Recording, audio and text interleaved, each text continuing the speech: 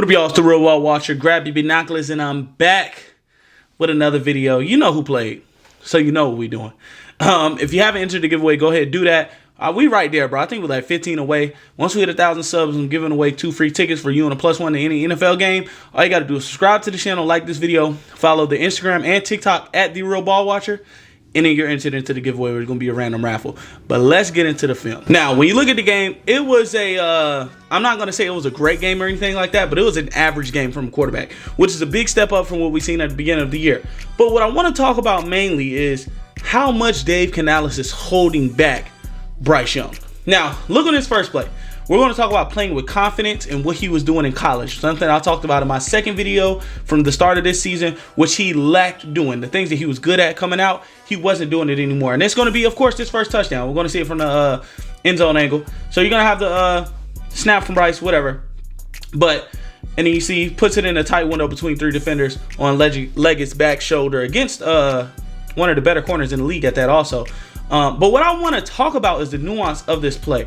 Now, when you see the ball snaps immediately, Bryce's eyes are going to go to the right. He's going to go to the right. And what I want you to do is look at the safety, number 26, double arm sleeves with the white sleeves and the white gloves. And also look at the linebacker, 55. Look at what they do. Immediately when the ball snaps, he looks right. Immediately turn left, fires it back. Now, when the ball snaps and he looks right, slow it down. I'll see if I can in post, but I'll slow it down. You're going to see 26 immediately turn his head to the left and take a step. That's going to open up a tiny window for him to be able to get this slant in. Yes, it's just a slant, but the manipulation with his eyes and the confidence he threw that ball with, because it's not like he turned back and waited for it to get open. He turned back and immediately fired because he knew that window was open. That's the type of stuff that when he was coming out and we're talking about, oh, he's so advanced, he's such a good processor. That's the thing. He's processing this defense. Hey, they're in a single high safety. The help is going to be coming from the inside. I know that this original linebacker, number 40, is going to have to go out because of Chuba in their man cover. So he's going to follow Chuba. Now I just have to manipulate these defenders in the middle of the field to step away to open up a window. And that's what he did on this play.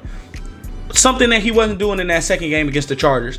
But let's move on to the next play. Now, on this next play, I'm going to actually pull up the play art for y'all this time. This next play, you're basically going to get the same thing, but this is almost a full field read from Bryce Young. We're once again a single high safety. You know they're in man covers. So we have a stick from Xavier Leggett on one side, also a flat route from Tommy Trimble. I meant to put that up there. But whatever, we have 2 crossers on the backside from Jalen Coker in the slot and David Moore on the outside. What Bryce Young does, let's run this play, is when the ball snaps immediately, he's once again looking to the right. Let's look at the single high safety. He takes a step over to the right to maybe either pick up Coker's crosser to help on that. And then Bryce Young immediately fires to the crosser to David Moore, who's in man coverage tight window, and puts it right on his chest so he can get a really accurate pass. Now, once again, this doesn't seem like maybe some extraordinary play or anything like that, but the fact that he's starting to play on time again, on schedule, he's starting to move defenders with his eyes again, something that he was not doing at the start of the year. I think I put it in the second video on that pass where everybody talks about where Jonathan Mingo didn't turn up the score against the Saints in the second game, that Monday night game, where he moved that corner down and hit that corner behind the C route behind it, basically the corner route. Against cover 2, he's starting to do those things again as we watch this play. Immediately looking right, moves to the second read, moves to the third read, and immediately fires it in because he already knows that safety, that half step, is the margin of error in this in the NFL. I talked about that with Jalen Milroe last week in his video, how seeing guys open isn't going to work for Milroe because the windows are already closing too fast for that in college for him at times. It's going to be even faster. So that simple margin for error where the corner or the safety turns his hip and takes a step towards Coker left that window open for Bryce to complete. And as you can see, once the ball got there, the safety was right there on him to make. He didn't make the tackle, but he was going to make the tackle if there was room to run. So that just shows you how small that margin of error is. All right, it wouldn't be the Real Ball Watcher if I just came on here giving propaganda. Bryce wasn't perfect. Simple as that. What we're going to have here, I think this was the third down. We're going to have a mesh concept. And the issue with this is Bryce takes too long to get off of the mesh. It's already too muddy in the middle. So you're going to have to move off of that. And to where and there was pressure, to give him credit, there was pressure, which made him drop his eyes. But what he did good coming out of college is even out of structure. He kept his eyes up and was able to make plays. So as we can see, ball snaps. Look at the mesh. You have the 2 drags and then the sit route over the middle. It's all muddied up regardless because they're in man coverage. It didn't. Well, I don't even know if they're in man coverage. They kind of the linebackers passed it off. Actually, no, they're in man coverage. The linebackers passed it off successfully. The outside linebacker or the defensive end who dropped, yeah, the outside linebacker, he did not pick up the wheel from Mingo. So that's where the issue is. Everybody else has their man. They passed it off good with the underneath routes. The sit route was obviously covered. But we have Mingo out of the backfield on this wheel. Nobody picked him up. Now, immediate pressure, Bryce Young rolls out to that direction, but never picks his eyes up to hit Mingo for a big play, or even if it's not a big play, just a first down. That's the issue. We talked about him missing reads in that Chargers game, that big crossing route to Adam Thielen, which basically got him benched. This was not a good sign after a good first drive, coming out and missing on this. But he did improve throughout the game, so let's keep going. Now this play, we're just going to keep it short. We're not even going to say too much. It's simply, I talked about in that Saints game how he was scared to sit in the pocket and throw over guys or when pressure is coming. This game, he's showing he was biting nails. He stood in the pocket and he was able to deliver this. It was almost like a fade or a seam route to Jonathan Mingo. Not Jonathan Mingo, my bad. Xavier Leggett, but he lost it in the sun, so it was a drop. This was right before half. I'm not going to lie. If this pass is caught, because this is a perfect pass with touch over the defender in a tight window because the safety is breaking down on the ball. This was a good pass with touch downfield in the face of pressure, something he was not doing against the Saints. But it would have changed the game because I think we was only down 21-7 at this point. We get this, we're probably going to be in field goal range at the very least. And I think it was a minute and like 7 seconds left, and we had a timeout left. So there was plenty of time to keep going. Maybe we can get more than a field goal. Maybe not. Regardless, we were going to have 3 points where it's 21-10 coming out of half. But it was dropped. But I just wanted to show that he's starting to show those balls again to sit in the pocket and deliver like he was in that Dolphins game that I pulled up a couple times in those videos. But let's move on. Now, this is the part of the video where I get to my Dave Canales rant. Here we have simply from the end zone angle, we're just gonna let it play the whole time I'm talking. We simply have a play action shot to Jonathan. How do I keep saying Jonathan Mingo? Xavier Leggett. Play action shot. He has the safety beat because they're in some type of rotating cover 3 where the corner's in the cloud flat and the safety is rotating over to that deep third. He just has the speed to run past guys. That's that 4.3 speed. So he was able to run past them. Bryce put it out there. Simply, it's a miss. It's simple as that. But my issue is, we have these deep shots that are getting open. Bryce is taking them. And as we got further along into the game, you'll see he's taking a lot more of them. But we're not calling them. The design deep shots, all of these little screens to Miles Sanders, flat routes or bubbles to Xavier Leggett, slant routes on 3rd and 14. We got to stop all that gimmicky stuff. Eventually, you have to trust this dude because you're losing regardless. You have to trust this dude. And what he was best at in college is just letting it go, slinging it, playing outside of the pocket, slinging it deep, slinging it intermediate, 15, 20 yards across the middle, pushing the ball downfield to guys like Jameson Williams. We have to let him do that. We don't have any yak specialists. No matter how much y'all want it to be, Xavier Leggett is not A.J. Brown and he's not Deebo Samuel. That's not his game. I said that in his eval last year. He's a freight train runner, Derrick Henry-esque. He has to get going to provide good yak. He's not going to be able to catch the ball, start from a stable or stationary position and make guys miss and make a big play. That's not him. So we got to stop doing this stuff, and that's not Bryce's game. We're putting him in these 3rd and long situations because we're running on first down good, and we're getting maybe 3 yards. Then the next play is this bubble screen or this swing route to Chuba, this swing route to Miles Sanders, or a bubble to Xavier Leggett, and we're getting in a 3rd and 7, 3rd and 8. It doesn't make sense. Let him let the ball fly. Trust him eventually. But let's get into the next play, because this is the stuff that these next couple plays is what I want to start showing. Now, like I said, these next couple plays is when he starts showing what I'm talking about and just letting him play free. I talked about it during the game when he just said F it and throw the ball deep. It was working. We started moving the ball. Now, we had 2 drives killed by interception, which if we get touchdowns on both those drives, which were in the red zone, or at least 3 points, that's a 1 possession game going into that last drive of the half. And the Saints didn't, I mean, not the Saints, the Broncos didn't stop trying to score. So it's not like, oh, they would have kept scoring. The defense was holding up. We just, he killed the drives with interceptions. But moving on, let's look at him let it fly. So on here, we're going to have a double stack on each side. We're going to have a drag route from Xavier Leggett on one side. We're going to have a sit-down route from Jatavian Sanders. We're going to have another sit-down route in the same area. Not sure what's going on there. But we're going to have Jalen Coker on this out and up. You see how it's written. You see how it's drawn up. Let's go ahead and play the play. Man, what a dot. What a dot. With pressure in his face, might I add you. He gets hit as he throws. With pressure in his face. With the blitz coming, something he struggled against in week 1. With the blitz coming, it's fully picked up, by the way. He's able to just let it fly in between the safety and the corner and the sideline. First off, what a catch by Jalen Coker. We're going to talk about Jalen Coker eventually on this channel. He's only has 2 really good games, so I'm just waiting to stockpile some more film because I know what's in there. And I know what's coming with Bryce because his best 2 games have been under Bryce. But what a throw, what a catch. What a way. By the way, look at when Bryce throws this ball. When he throws this ball, Jalen Coker hasn't even got out into the up. The corner is still sitting on top of him. He's not even past the sticks. He just trusts that his man is going to be able to go win. Jalen Coker goes and wins. Let him play free. You're going to get misses like the one on the previous play to Xavier Leggett. But you're also going to get explosive shots like this. This is what he did in college. Y'all Panthers fans keep talking about, oh, he doesn't take deep shots. He doesn't have a good enough arm. He was taking shots 24/7 in college when you allowed him to. We didn't have any deep threats last year. We have some deep threats this year in Leggett and apparently Jalen Coker for some reason. But even though, whatever. But we have some of those options now. Let him do it. Let him do it. Stop drawing up plays at 5 or less yards or 8 or less yards. Start drawing up stuff that is mainly 10 to 15 yards depth with one clear out route. And maybe you throw it up to that and then one dump down option. It's that simple. And if we look at this, since I'm talking about that, if we look at this play, look at Xavier Leggett on this play. He's wide open underneath. He has a lot of room to run. You know why? Because the concepts were deeper downfield and you're stretching those safeties out. So make more plays like that, and then you can still dump it down if need be.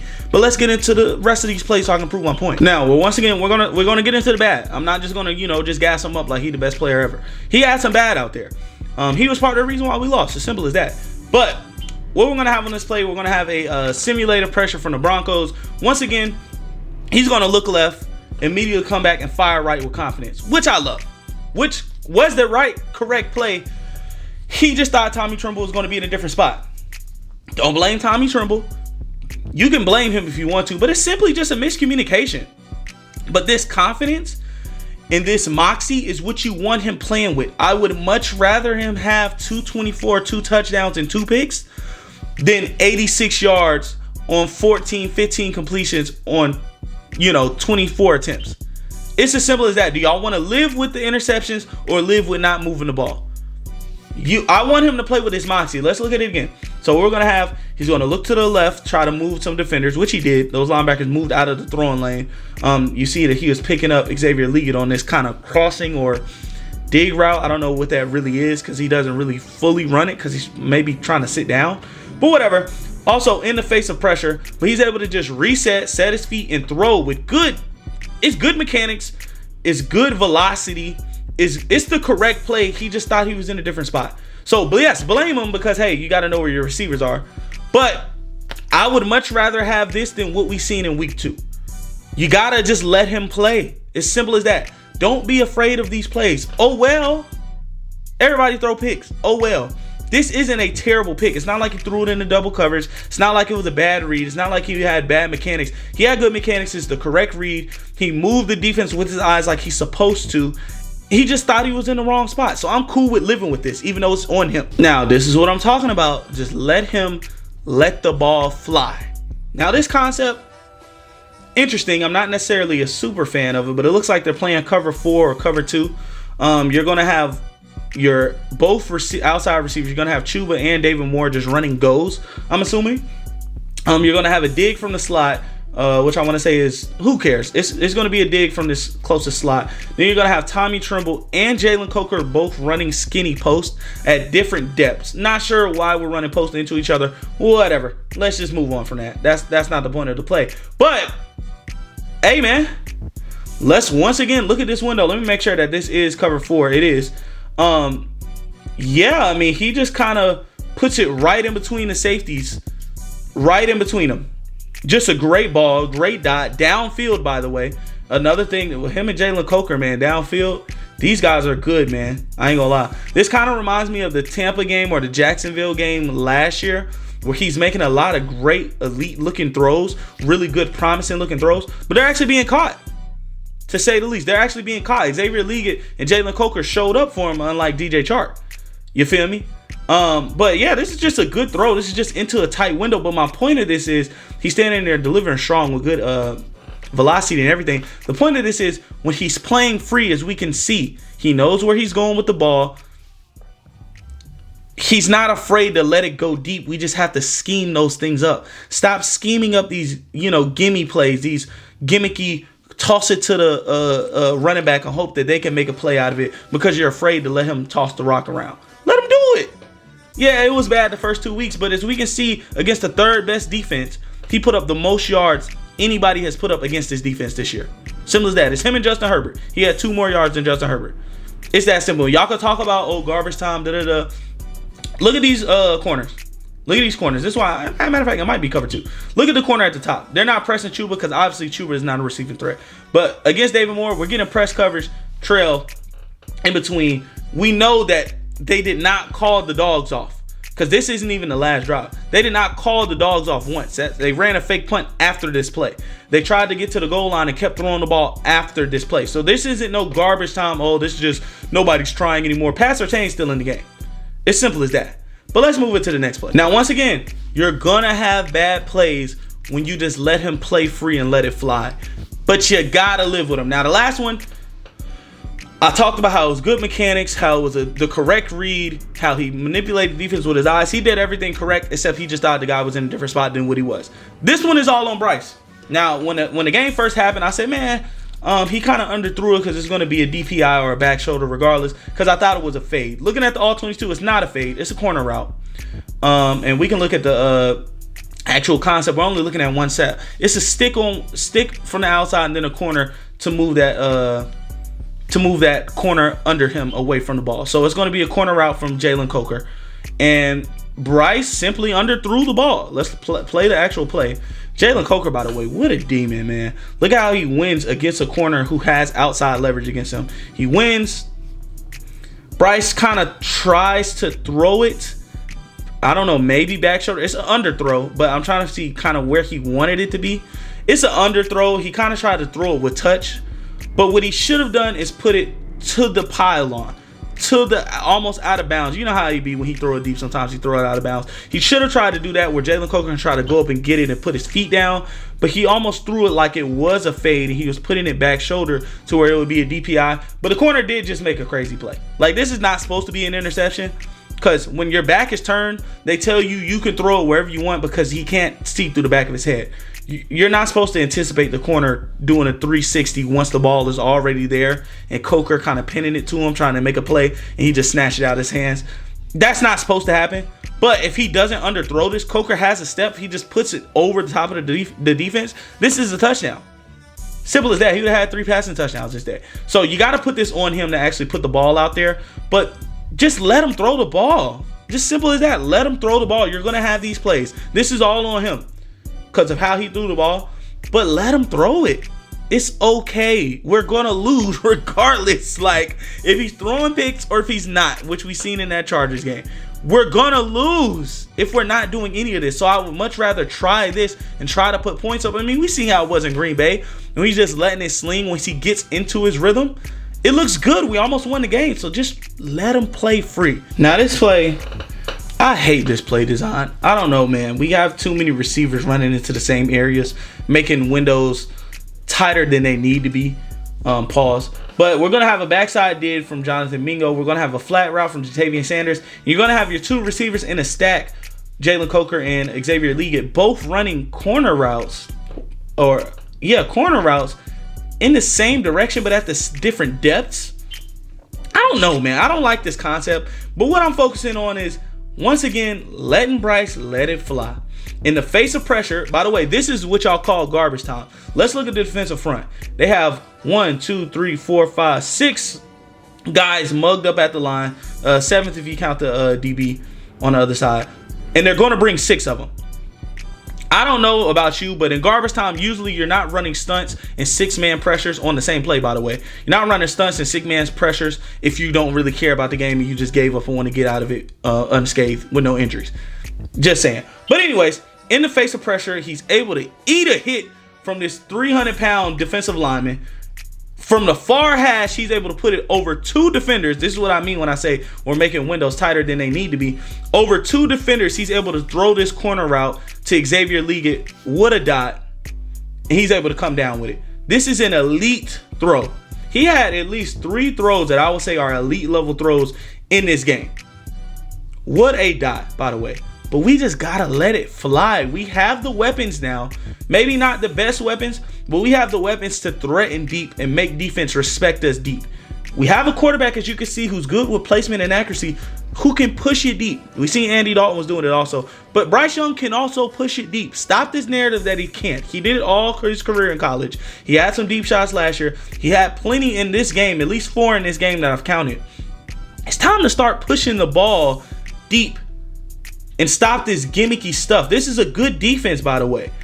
In the face of pressure, he's able to sit far hash. This what gets me.